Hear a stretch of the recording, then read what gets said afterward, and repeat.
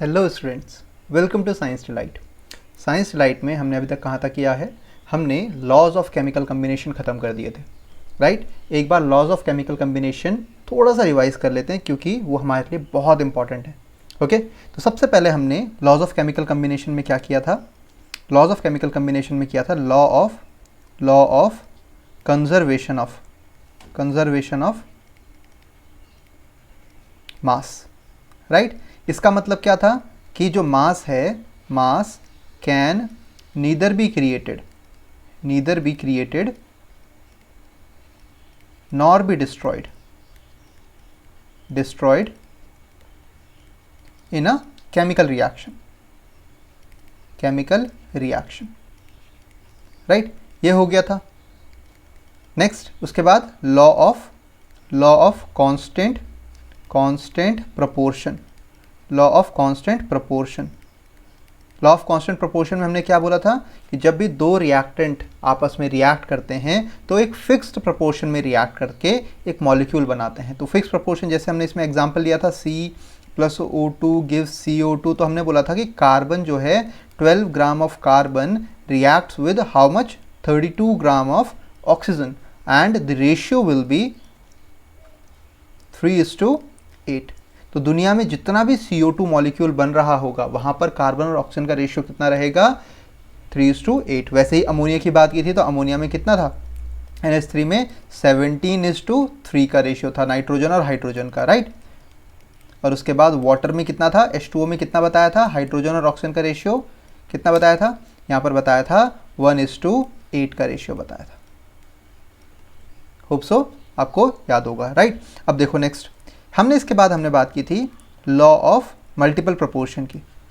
Law of multiple proportion, right. Law of multiple proportion क्या कहता था, लॉ ऑफ मल्टीपल प्रपोर्शन कहता था कि अगर दो रिएक्टेंट आपस में रिएक्ट करते हैं और एक से ज़्यादा प्रोडक्ट बनाते हैं, एक से ज़्यादा डिफरेंट टाइप्स के प्रोडक्ट बना सकते हैं, तो उस टाइम पीरियड में अगर आप एक रिएक्टेंट का मास फिक्स कर दो तो दूसरा रिएक्टेंट एक दूसरे के मल्टीपल्स में आएगा। जैसे हमने क्या किया था, उसमें O2 का मास फिक्स कर दिया था, तो कार्बन का जो रेशियो आया था रिएक्शन 1 और रिएक्शन 2 में, तो वो क्या आया था, 2:1 का रेशियो आया था। तो ये क्या है, एक दूसरे के मल्टीपल ही तो हैं, 1 2 2 होता है। ओके, नेक्स्ट उसमें हमने N2O का भी एग्जांपल, नाइट्रोजन और ऑक्सीजन का रिएक्शन का भी किया था, जिसमें nitrous oxide, nitric oxide, nitrogen dioxide का फॉर्मेशन करवाया था, राइट। नेक्स्ट हम बात करते हैं, उसके बाद हमने क्या किया था, लॉ ऑफ रेसिप्रोकल प्रपोर्शन,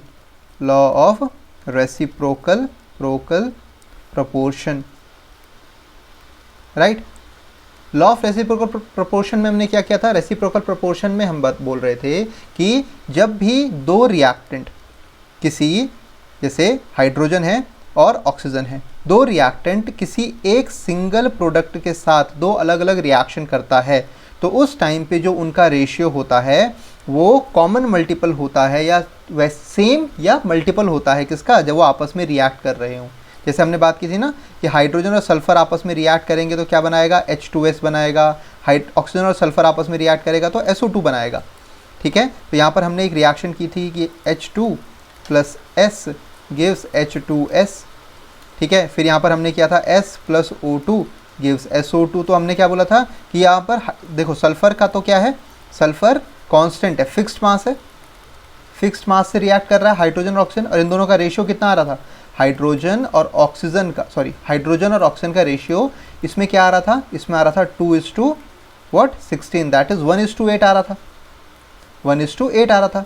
लेकिन जब हाइड्रोजन और ऑक्सीजन आपस में रिएक्ट करके वाटर का फॉर्मेशन करते हैं तब क्या बन रहा था, H2+O2 गिव्स 2H2O। इसको बैलेंस कर दिया था हमने, तो यहाँ पर रेशियो कितना आ रहा था, 4 gram of hydrogen react with 32 gram of oxygen. तो यहाँ पर रेशियो कितना आ रहा था, 1:8 का रेशियो आ रहा था। तो देखो एग्जैक्टली सेम रेशियो है, 2:16 नहीं, यहाँ पर 2:32 का है। ओके, यहाँ पर 2:32 यानी 1:16 का रेशियो आएगा, राइट। तो यहाँ पर मैं क्या बोल रहा था कि इस केस में रेशियो 1:8 है, 1/8, और इस केस में क्या है, 1:16 का है, 1/16 का है। ओके, तो यहाँ पर आप देख सकते हैं, यहाँ पर आप इजीली देख सकते हैं कि अगर मैं इसको इंटू 2 करूँ या इस वाले पार्ट को इंटू 2 करता हूँ तो ये कट जाएगा और क्या हो जाएगा 1:8 आ गया। तो मतलब ये दोनों आपस में भी क्या है, कॉमन मल्टीपल है। कौन सा, इस वाले हाइड्रोजन ऑक्सीजन और ये वाले हाइड्रोजन ऑक्सीजन आपस में क्या है, कॉमन मल्टीपल है। ओके, या तो एग्जैक्टली सेम आ जाएगा उनका रेशियो या तो उनके मल्टीपल्स में आ जाएगा। क्लियर है इतना, रेसिप्रोकल प्रोपोर्शन। और उसके बाद हमने लास्ट में किया था गे-ल्यूसैक्स लॉ। गे-ल्यूसैक्स लॉ किसके किसके बेसिस पे था गे-ल्यूसैक्स लॉ? गैसेस का वॉल्यूम्स में आपस में कंबाइन करती थी तब। तो उसके अकॉर्डिंगली क्या था, गे-ल्यूसैक्स लॉ को एक बार पढ़ लेते हैं। क्या था कि अंडर सिमिलर कंडीशन ऑफ क्या, temperature and pressure. Similar condition of temperature और प्रेशर में when gases reacts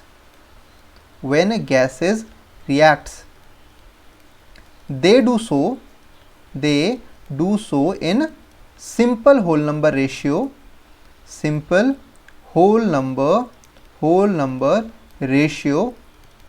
of their volumes, right. इसमें मैंने आपको एक एग्जांपल दिया था ये रिएक्शन का, N2 + H3H2 it will give what, ammonia, right.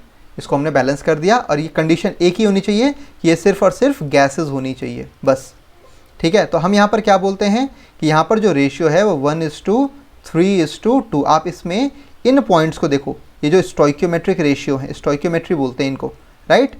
तो यहाँ पर 1:3:2 है, तो उस बेसिस पर ही आप वॉल्यूम्स देखो। तो मैं यहाँ पर क्या बोलता हूँ, 1 volume of nitrogen react with 3 volume of hydrogen, it will give 2 volume of ammonia, ठीक है। It will give 2 volume of ammonia. तो यहाँ पर मैं क्या बोलूँ, अगर मैं 10 ml नाइट्रोजन लूँगा तो मुझे हाइड्रोजन कितना लेना पड़ेगा, उसका ट्रिपल, 3 टाइम्स, तो 30 ml मुझे क्या लेना पड़ेगा, हाइड्रोजन, और अमोनिया कितना बनेगा, double, that is 2 × 10, that is equal to how much, 20 ml। I hope clear होगा। अब आप खुद सोचो, अगर मैं यहाँ पर 50 ml लेता हूँ तो ये कितना लेना पड़ेगा, 150। कुछ ज़्यादा इतना कुछ कॉम्प्लिकेटेड तो है नहीं, इसको इंटू 3 आपको बस बैलेंस करना है उसको और उसके हिसाब से चलना है। फिर यहाँ पर कितना बन जाएगा, 100 ml। ओके, चलो अब इस पर बेस्ड हम क्वेश्चंस करते हैं। थोड़ा सा इस पर आप भी ट्राई करना, जैसे ही क्वेश्चन आपको दिखता है आप उसको पॉज करो, फिर क्वेश्चन करो, फिर आंसर की तरफ देखते हैं, ठीक है। अब इसको थोड़ा पॉज करो। ओके, चलो मैं सॉल्व करता हूँ।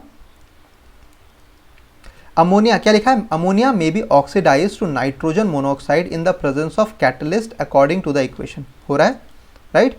तो यहाँ पर हम इक्वेशन लिख देते हैं 4NH3। आपका जब आप आंसर कर रहे हो तो सबसे पहले आपको यही करना है कि आप इक्वेशन लिख दो, राइट। 4NO + 6H2O, right. ये इक्वेशन आपके पास है।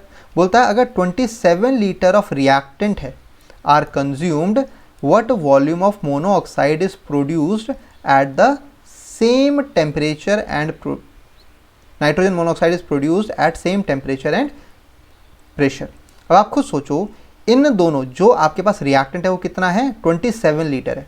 कितना रिएक्टेंट है, 27 लीटर। ये रिएक्टेंट कितना है, टोटल 27 लीटर। तो इसमें क्या आ जाएगा, इसमें आ रहा है आपके पास क्या क्या, अमोनिया भी है गैस, और ऑक्सीजन भी गैस है।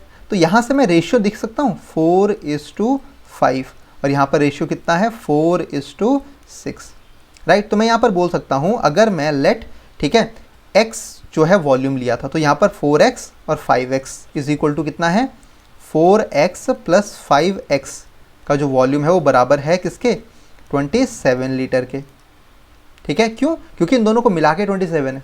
वो कितना है, 4x + 5x। मैंने क्या किया, सिर्फ स्टोइकियोमेट्रिक टर्म्स को ऐड कर दिया, ठीक है। तो x की वैल्यू निकल जाएगी मुझे, यहाँ पर x की वैल्यू कितनी हो जाएगी, x is equal to how much, 27/9, that will be equal to 3 litre. अगर x की वैल्यू 3 है तो यहाँ पर भी आप x पुट कर लो, आपको यहाँ से नाइट्रोजन मोनोऑक्साइड निकल जाएगा, जिसको नाइट्रिक ऑक्साइड भी बोलते हैं। तो यहाँ पर क्या बोलेंगे, ये नाइट्रिक ऑक्साइड भी कहलाता है। ओके, तो यहाँ पर 4x की वैल्यू कितनी हो जाएगी, 4 × 3, that will be equal to 12। आसान है, राइट। तो 12 litre of nitric oxide will produce. Correct, कर सकते हैं ऐसा, पक्का ना? तो यही ये पूछ रहा है कि what volume of nitrogen monoxide is produced. आपने कुछ नहीं किया, आपने बस स्टोइकोमेट्रिक रेशियो को ऐड किया, उनमें से एक्स पुट किया, वेरिएबल पुट किया और आपका आंसर आ गया। राइट, नेक्स्ट क्वेश्चन देखें। ठीक है, आई होप यहाँ तक क्लियर हो गया होगा। तो the answer will be 12 litre of nitric oxide will produce. Okay, next देखो, नेक्स्ट क्वेश्चन है आपके पास, ज़रा उसको नोट करो, वीडियो को पॉज करो और नोट करो। ठीक है, और ये भी कमेंट सेक्शन में बताना कि आप सॉल्व कर पा रहे हैं या नहीं कर पा रहे हैं। Right, next, water can split into hydrogen and oxygen. Water split हो रहा है, वाटर स्प्लिट हो रहा है किसमें? हाइड्रोजन और ऑक्सीजन में। Under suitable condition if experiment result is 2500 centimetre cube of hydrogen being produced. तो हाइड्रोजन कितना ऑब्टेन हो रहा है? 2500 सेंटीमीटर क्यूब। तो मैंने आपको लास्ट क्लास में बताया था ना कि 1 centimetre cube is equal to 1 ml के बराबर होता है। राइट, सीसी, कभी कभी इसको सीसी भी लिख देते हैं सेंटीमीटर क्यूब को। राइट, नेक्स्ट देखो, अब बोलता है hydrogen being produce, what volume of oxygen is liberated under same condition of temperature and pressure. ठीक है, सबसे पहला रूल, बैलेंस करो। तो यहाँ पर 2 हाइड्रोजन और ये हो गया बैलेंस। ठीक है, ये भी गैस है, ये भी गैस है, ये भी गैस है। रिएक्शन का नाम क्या होता है इसमें? इसको बोलते हैं इलेक्ट्रोलाइटिक डीकम्पोजिशन। हमने यहाँ पर इसका क्या करवाया है? इलेक्ट्रोलाइटिक डीकम्पोजिशन, तभी आपको हाइड्रोजन और ऑक्सीजन मिलेगी। अब यहाँ पर देखो रेशियो क्या है, 2:1, सिंपल। ओके, तो वाटर स्प्लिट हो रहा है हाइड्रोजन और ऑक्सीजन में under suitable condition if experiment result in 2500 centimetre cube of hydrogen. यानी आपको सिंपल है, जो आपको दिया हुआ है उसको सबको एक्स प्रोवाइड कर लो, आप सबको एक्स पुट कर दो। हमें नहीं पता कितना है वो टोटल, लेकिन हमें ये पता है कि 2x की वैल्यू जो है वो 2500 सेंटीमीटर क्यूब है। तो x की वैल्यू यहाँ से निकल जाएगी 2500 centimetre cube upon 2, that will be equal to 1250। Right, तो ये हो जाएगा, आंसर क्या हो जाएगा? 1250 सेंटीमीटर क्यूब। तो ये तो x की वैल्यू है, तो 1x की वैल्यू भी कितनी होगी? तो oxygen will be, the answer will be 1250 centimetre cube of oxygen. Oxygen is liberated. ठीक है, सिंपल से आंसर्स थे। राइट, ठीक है, आपको आई थिंक पैटर्न समझ में आ गया होगा। ओके, एक क्वेश्चन और करूंगा, 2 क्वेश्चन आपके लिए दूंगा।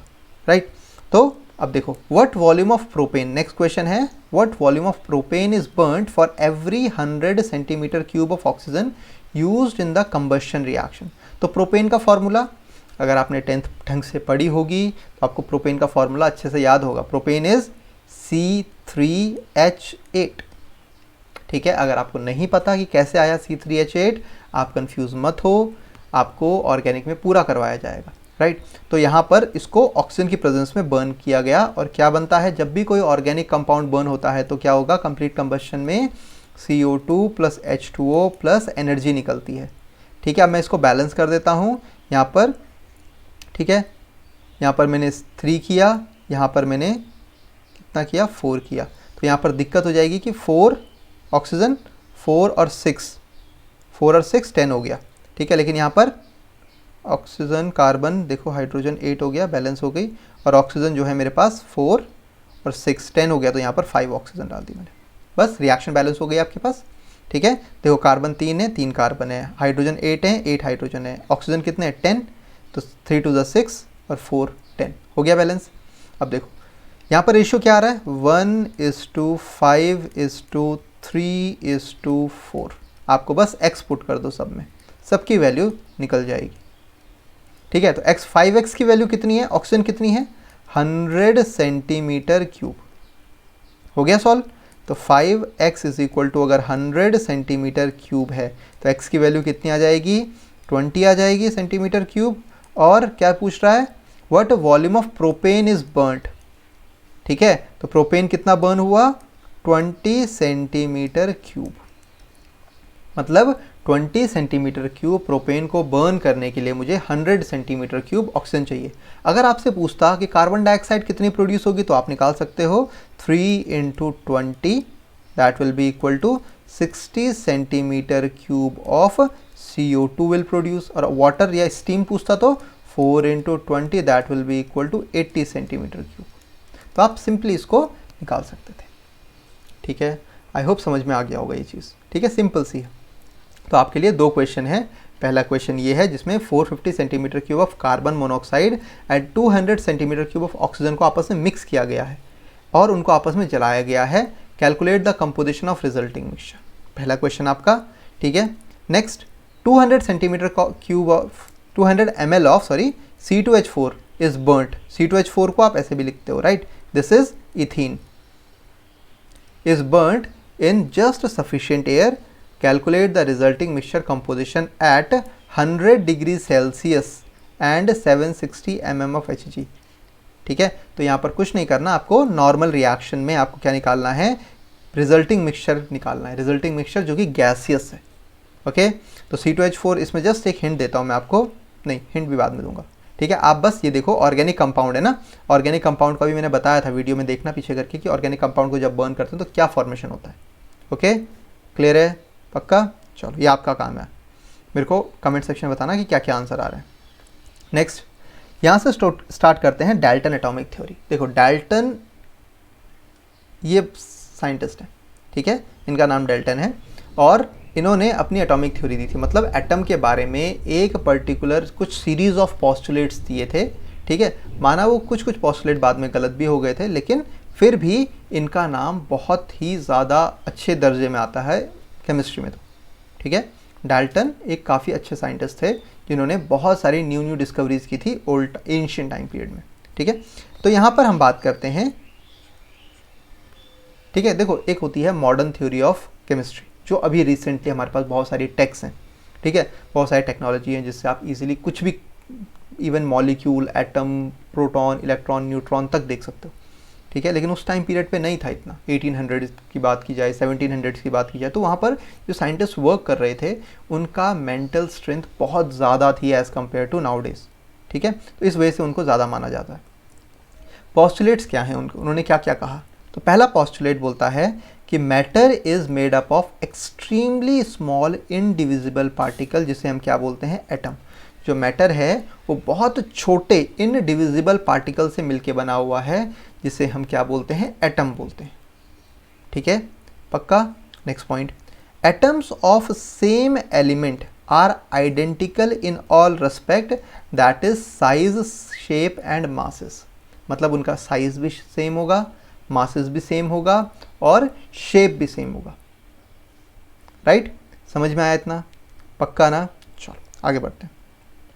Next, atoms of different elements have different masses, size and also posses different chemical properties. मतलब अगर डिफरेंट एलिमेंट के एटम हैं तो उनकी प्रॉपर्टीज हर तरह से अलग होंगी। मतलब आयरन है, कॉपर है, दोनों के एटम्स का शेप, साइज, मास सब अलग होगा। ये किसने कहा था? डाल्टन एटॉमिक थ्योरी ने कहा था। तीसरा, सबसे पहला क्या था कि एटम से मिलके बने हुए हैं सारे के सारे, जब सबसे छोटी यूनिट है। दूसरा, सेम एलिमेंट के एटम सेम प्रॉपर्टीज शो करते हैं, डिफरेंट एलिमेंट्स के एटम डिफरेंट प्रॉपर्टीज शो करते हैं। Next, atom if the same or different element combine together they form compound, जिसे हम क्या बोलते हैं, मॉलिक्यूल बोलते हैं। एटम्स आपस में कंबाइन होके क्या बनाते हैं, मॉलिक्यूल का फॉर्मेशन करते हैं। जैसे हम इसमें बात करते हैं H2 + O2 gives 2 molecule of H2O, आपने इसको बैलेंस कर दिया। या CaO + CO2 it will give CaCO3। तो ये डिफरेंट प्रोसेसेस होती हैं। ठीक है, नेक्स्ट पॉइंट देखो, when atom combines with one another to form molecules, they do so in simple whole number ratio। ठीक है, तो ये भी आपको बताया हुआ है कि अगर हाइड्रोजन रिएक्ट कर रहा है ऑक्सीजन के साथ तो वो सिंपल होल नंबर रेशियोज में रिएक्ट करेंगे to form 2 molecule of H2। तो यहाँ पर देखो, मैं यहाँ पर क्या बोल सकता हूँ, 2 molecule of hydrogen reacts with one molecule of oxygen to form what? two molecule of water. Is that clear? ठीक है, सिंपल से. तो यहाँ पर अगर मैं इनके मास का रेशियो देखूँ तो 4 gram of hydrogen react with 32 gram of oxygen. Law of constant proportion है ना, तो यहाँ पर हमने 1:8 का रेशियो इसका भी निकाल लिया था पहले ही. करेक्ट, क्लियर, चलो बढ़िया. Next, atoms of two element may combine in different ratios to form more than one compound. बताओ कौन सा है? ठीक है, देखो ये आपको याद होगा, N2 + O2 gives 2NO. N2 + O2 will give 2NO2 या N2 + O2 gives N2O. ठीक है, तो मैं इसको बैलेंस कर देता हूँ. यहाँ पर ये बैलेंस किया, ये बैलेंस हो गया, राइट. यहाँ पर ये तो बैलेंस्ड है, तो ये बैलेंस हो गया. तो ये सब रिएक्शंस, ये क्या बताया था आपको?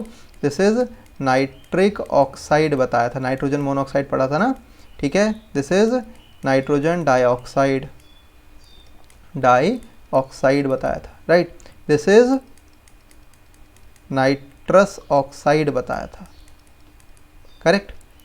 Next, an atom is the smallest particle that takes part in a chemical reaction. Atom वो स्मॉलेस्ट पार्टिकल है जो रिएक्शन में पार्टिसिपेट करता है. ये भी क्या है? Dalton atomic theory, right. Atom can neither be created nor be destroyed. Atom can neither be created nor be destroyed. Okay, यहाँ तक क्लियर हुआ? ठीक है. देखो आज जो ये वाला लेक्चर है, ठीक है, इसमें हमने कुछ क्वेश्चंस करने थे और डाल्टन की थ्योरी बतानी थी. अब इसमें देखो कुछ थ्योरीज में यहाँ से अब मैं इनको मॉडिफाई करने वाला हूँ. ठीक है, कुछ थ्योरीज को हम मॉडिफाई करना सीखेंगे. तो सबसे पहली थ्योरी कहती है matter is made up of extremely small indivisible particle. यहाँ पर क्या लिखा है कि एटम जो है वो कैसा है? इनडिविजिबल है. कैसा है?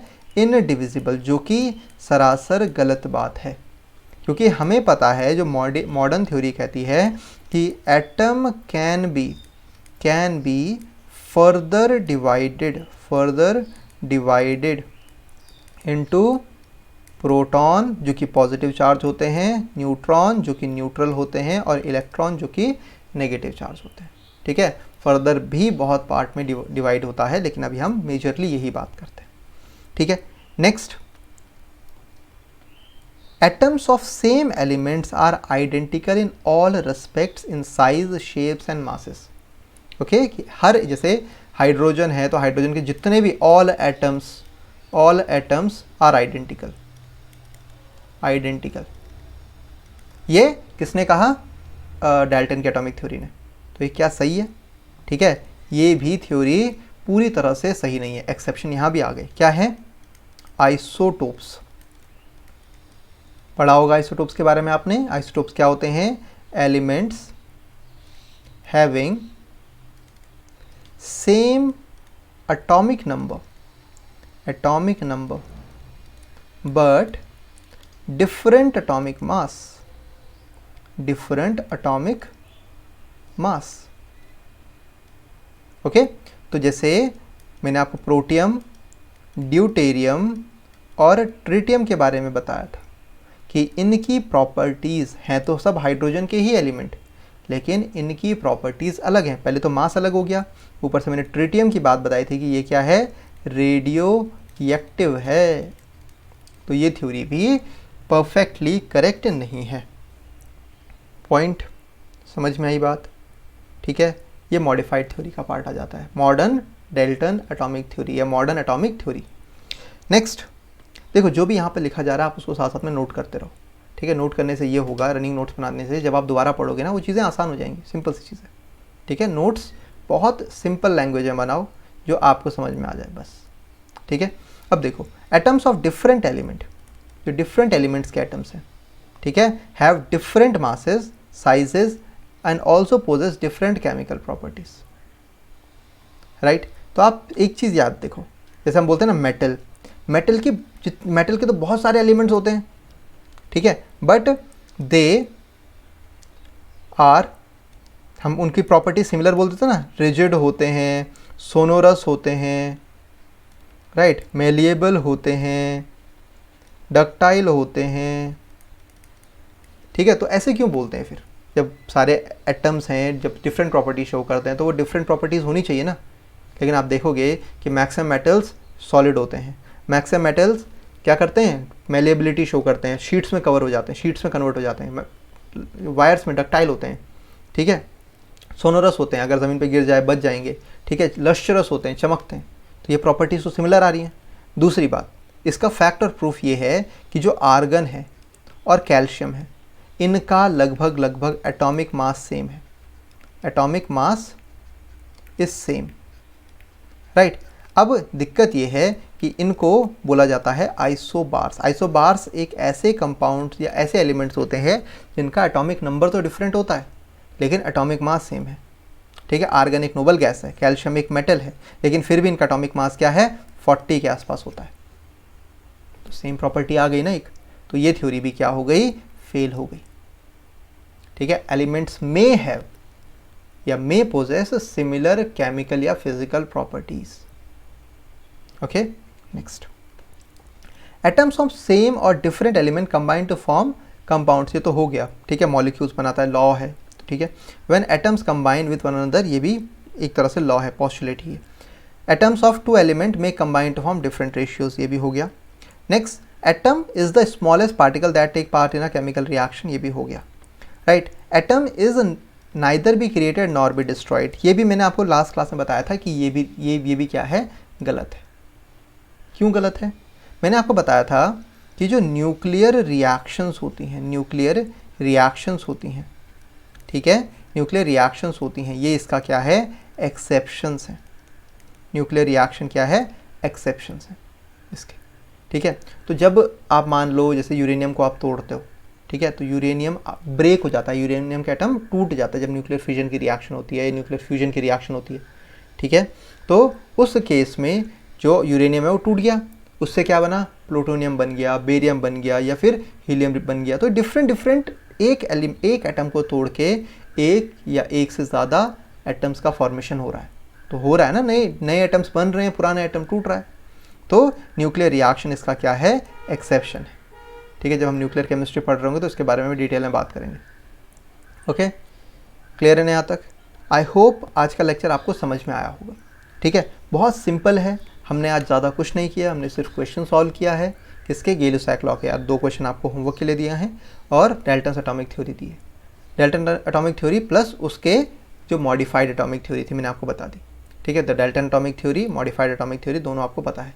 डाल्टन एटॉमिक थ्योरी पूरी तरह से सही नहीं है, तो उसमें बदलाव आए हैं, मॉडिफाई किया गया है उस चीज़ को, ठीक है।